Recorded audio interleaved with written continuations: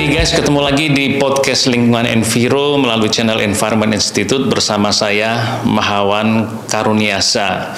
Di video kali ini kita akan ngobrol hal yang seru, lagi seru nih, urusan minyak goreng gitu ya. Urusan minyak goreng lagi seru itu. Kemarin sempat seru urusan gorengan rebusan.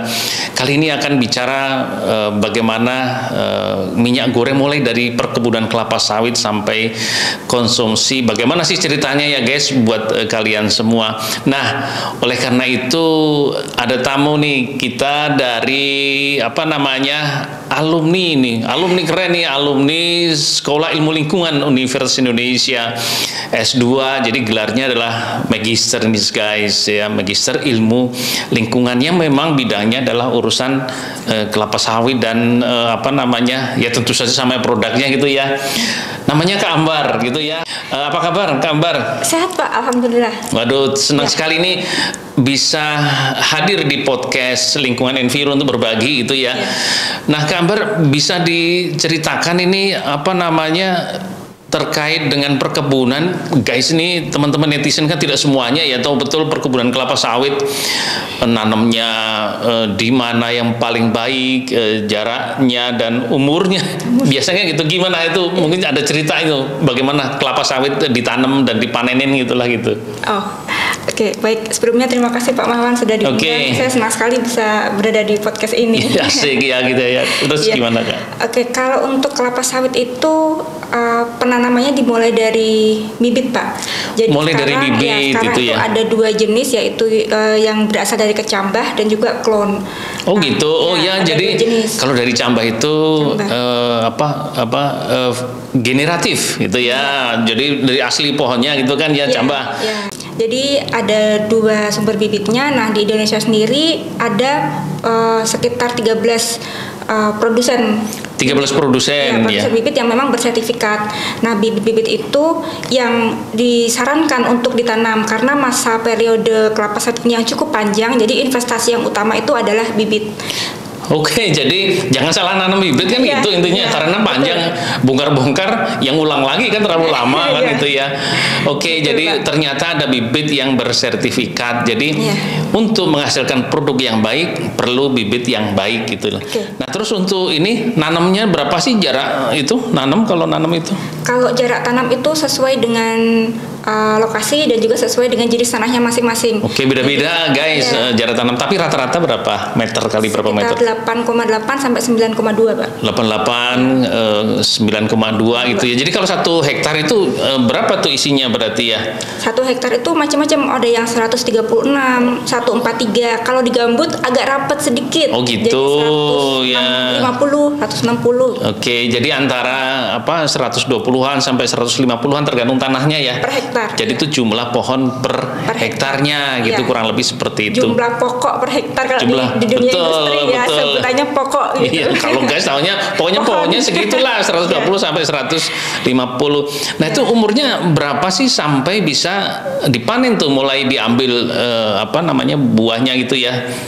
Itu berapa tahun itu bisa mulai dipanen? Pembibitan sekitar kurang lebih 9 bulan sampai 1 tahun, kemudian dipindah ke lapangan, ditanam ke lapangan, di lapangan gitu ya. Status pertamanya adalah TB terlebih dahulu. Ya, betul. Ya.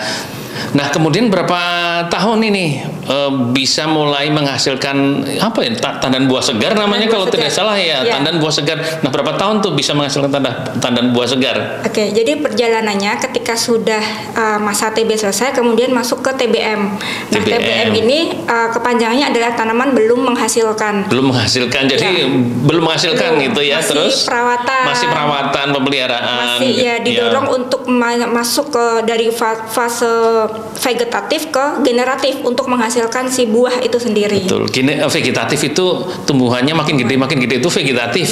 Generatif itu mulai menghasilkan buah, biji dan seterusnya ya. Ya, betul Pak. Itu yang kita panen nantinya. Itu yang dipanen. Jadi yang dipanen itu adalah hasil dari generatif gitu ya. Betul. Itu berapa tahun sampai sudah mengeluarkan tandan buah segar yang bisa dipanen itu? Iya, rata-rata itu di TBM 3 sudah mulai bisa dipanen Pak. Jadi 3 tahun?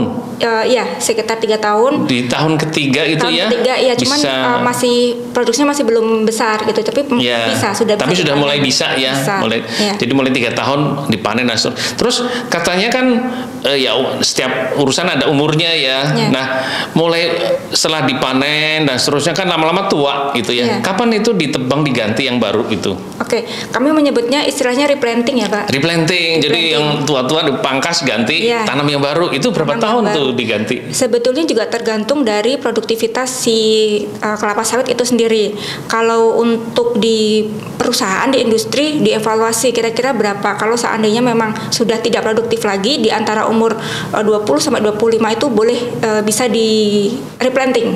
Jadi paling cepat 20 tahun paling bisa diganti ya, paling cepat karena ya. supaya nggak rugi-rugi banget juga Pak. Betul, ya kalau cepat-cepat keganti kan ya rugi, harus diganti tanaman yang baru. Jadi antara 20 sampai 25 tahun 25. Itu 25 diganti tanaman yang baru. Nah, tadi kan hasilnya TBS, tandan buah segar, kemudian diproses. Nah, ini yang sudah sering adalah CPO itu. Apa tuh singkatan CPO? Crude palm oil guys singkatannya. Nah, terus nanti berkembang itu apa saja sih kira-kira produk selain minyak goreng guys? Kan tahunya kita pokoknya jadi minyak goreng. Selain minyak goreng ada banyak selain hasil dari kelapa sawit. Apa saja selain minyak goreng itu? Oke, jadi saya gambarkan secara keseluruhan dulu ya Pak ya. Jadi industri kelapa sawit itu dibagi dua, yaitu upstream dan downstream. Nah, untuk yang upstream ini meliputi kebun sampai dengan produksi CPO, Pak. Dari kebun sampai CPO itu upstream atau di hulu lah. Industri hulunya pokoknya nanam di kebun itu sampai CPO. Sampai CPO dan biasanya terintegrasi antara kebun dan pabrik itu satu wilayah. Nggak jauh, itu terintegrasi gitu ya. Hasilnya adalah CPO. Supaya kualitasnya itu terjamin. Terus setelah di industri CPO kemudian ada beberapa jalur. Yang pertama, sebagian besar sekitar 60% itu adalah ekspor. Ya betul, di Indonesia begitu ya. CPO yang bagian besar diekspor, yang sebagian kecil diolah sendiri ya. Nah, diolah sendiri jadi apa itu? Nah, kalau diolah sendiri itu menjadi produk turunan. Nah, produk turunan itu secara garis besar dibagi dua ya, yang pangan dan non pangan. Oh, jadi produknya setelah jadi CPO ada yang diekspor, ada yang diolah. Yang diolah ada dua, yang pangan sama non pangan gitu. Nah, contohnya yang non pangan dulu deh. Kalau non pangan itu yang mungkin sehari-hari juga kita bisa jumpai seperti sabun, kosmetik, sabun, kosmetik itu berasal dari sawit juga. Dari sawit juga. Jadi gini guys, kita lu teriak-teriak, ya ini itu nanti ceritakan sampai selesai ada kelapa sawit, perkebunan kelapa sawit nggak boleh dibuat. Lah mandi pakai apa? Sabun itu salah satu hasilnya. Jadi kalau kalian guys netizen pakai sabun, berarti pakai produk dari kelapa sawit gitu ya. Nah, terus yang pangan itu hasilnya apa saja? Ada ini ya Pak, sabun lilin juga. Sabun lilin, biodiesel yang sekarang sedang BBM gitu ya, bahan bakar biodiesel itu. Bahkan saya dengar sudah bisa dibuat batik juga dari sawit. Oh gitu ya, betul. Oke, kalau untuk yang pangan itu minyak goreng dan margarin. Minyak goreng sama margarin. Margarin itu juga dari kelapa sawit itu ya. Dari kelapa sawit. Jadi gini guys, minyak goreng ceritanya panjang. Oke, nah ini Kak Ambar, ini kan banyak yang dengar-dengar pokoknya namanya kelapa sawit itu udah anti lah, kelapa sawit itu ngerusak lingkungan dan seterusnya. Ini sebenarnya bagaimana sih? Apakah ada satu proses pembangunan kebun kelapa sawit yang ramah lingkungan, yang berkelanjutan gitu ya? Gimana Kak Ambar? Oke, jadi sebelum itu sebetulnya kalau dibilang bahwa kelapa sawit itu merusak, tidak bagus, itu juga perlu ditinjau ulang ya Pak. Betul. Karena sebetulnya kelapa sawit ini yang paling produktif. Kalau kelapa sawit ini dibandingkan dengan tanaman lain, itu perbandingannya 1:4. Jadi ketika kita menanam semacam kedelai, bunga matahari atau lain, itu perlu 4 kali luas lahan yang sama dibandingkan ketika kita menanam si kelapa sawit. Satu liter produk CPO ya sama gitu ya. Untuk menghasilkan CPO dari kelapa sawit dan dibandingkan dari bunga matahari. Berarti kalau pakai bunga matahari butuh berapa kali lipatnya tadi? 4 kali lipat. Jadi kalau mau buka lahan nih 1 hektar buat kelapa sawit bisa. Kalau mau diganti sama bunga matahari 4 hektar butuhnya lebih gede, Ya, jadi lebih betul. boros lahan gitu ya. Ya, lebih boros. Ya kemarin kan ada yang cerita ganti dong, ganti jangan minyak gorengnya jangan dari kelapa sawit tapi dari ganti minyak matahari. Ternyata butuh lahan lebih gede Lebih gitu. luas. Ya, Oke. dan produktivitasnya juga tinggi. Jadi kenapa minyak sawit itu memang jadi satu primadona lah ya. Dari primadona, betul ya. primadona. Jadi sebetulnya semangat keberlanjutan ini sejalan atau seiring dengan peningkatan produktivitas. Betul, Ya, betul. jadi semakin kita menjaga kualitas lingkungan, otomatis produktivitas juga akan naik. Nah, dari penanaman kelapa sawit itu sendiri juga dari awalnya itu sudah dijaga untuk tidak meminimalisir adanya kerusakan lingkungan. Yang pertama adalah zero burning. Itu tidak ada namanya pembuka lahan kelapa sawit dengan pembakaran. Nah, itu yang paling Tidak penting. Nomor 1, perkebunan kelapa sawit yang berkelanjutan atau yang ramah lingkungan, pembukaan lahannya tidak memakai bakar, tidak dibakar atau tebas-tebas bakar. Iya. Nah, itu merusak lingkungan, ada emisinya gitu dan seterusnya. Betul. Jadi setelah itu, contohnya di kelapa sawit itu ada namanya pengendalian hama terpadu. Pengendalian hama kan semua tanaman ada hamanya, Ya, tapi betul, pengendalian terpadu. Itu Jadi kalau bagaimana tuh? misalnya ada isu kelapa sawit banyak bahan kimia yang dipakai, jadi sebetulnya di kebun itu sendiri itu sudah melaksanakan. Contohnya di perkebunan kelapa sawit ada namanya menanam Turnera subulata. Itu adalah tanaman pukul 9 yang dia menjadi inang dari predator. Jadi kita menyeimbangkan antara predator dan mangsa. Oh gitu ya. Ya, Jadi gini guys, tujuannya. tidak semuanya terus pakai bahan kimia, tapi mengembangkan jenis-jenis tumbuhan yang dia menjadi inang predator. Inang predator. Nah, predator itu yang makani hama-hama itu. Jadi Ya. bukan hanya disemprot saja terus dia mati, tapi cari yang makan itu ya. Kayak banyak kijang cari harimau sama singa suruh makan. Itu predatornya. Itu sama juga di alam bisa menggunakan cara alami ya, Prinsip cara seperti itu, ya. yang ramah lingkungan untuk memberantas hama, yaitu mengerahkan predatornya guys, gitu kan itu ya. Jadi antara yang memakan dan dimakan tuh diseimbangkan. Diseimbangkan itu. Kalau kebanyakan yang makan juga nggak seimbang, nggak bagus juga Iya, gitu.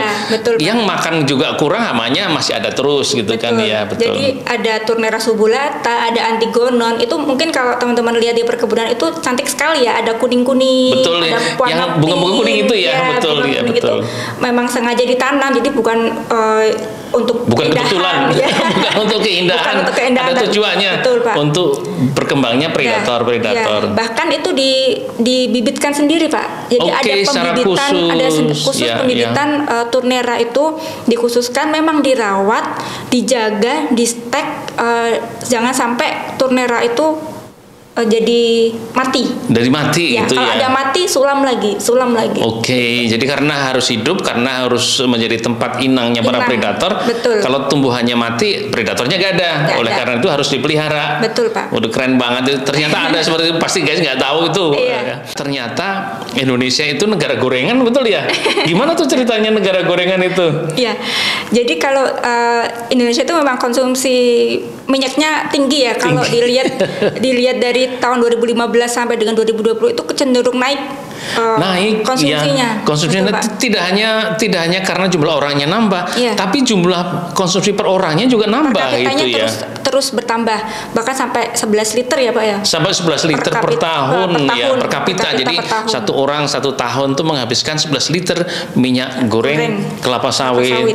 Jadi gini guys, hati-hati kalau demo-demo. Iya. Ternyata juga makan 11 liter setahun gitu ya. Nah, jadi gini guys, jangan sampai konsumsi kita itu juga berlebihan itu kan ya. Betul. Karena juga melakukan perkebunan kelapa sawit yang berkelanjutan juga terbatas. Iya. Kalau melampaui daya dukungnya juga nggak boleh. Betul, Gitu Pak. kan. Betul. Jadi harus terjaga jumlahnya, namun oleh karena itu konsumen juga harus jaga diri gitu ya. Jangan banyak-banyak konsumsinya kan gitu ya. Jadi bukan berarti kelapa sawit itu terus hanya isinya merusak lingkungan saja. Kelapa sawit tidak beda dengan nanam padi ya kan ya. Sawah menghasilkan padi, beras untuk makan nasi kita. kelapa sawit menghasilkan beberapa hal, sabun untuk kita mandi, minyak goreng untuk kita makan gitu ya. Tapi intinya bahwa ada cara juga untuk membangun perkebunan kelapa sawit berkelanjutan ya. Oke, keren banget Kak. Terima kasih, ini netizen banyak pencerahan nih urusan gorengan gitu ya. Ternyata banyak cara untuk memiliki perkebunan kelapa sawit di Indonesia yang berkelanjutan. Selain itu tidak hanya produsen, konsumen juga harus ramah lingkungan, jangan banyak-banyak makan gorengannya gitu ya, sehingga minyak goreng kelapa sawit juga terkendali, tidak merusak lingkungan. Juga produk lainnya, makan nasi juga harus kira-kira juga itu ya, jadi nanti sawah juga tidak terlalu banyak yang kita butuhkan. Oke Kak Ambar, terima kasih banyak, terima kasih guys. Kita ketemu lagi di video lainnya dari podcast Lingkungan Enviro melalui channel Environment Institute. Terima kasih, sampai ketemu lagi.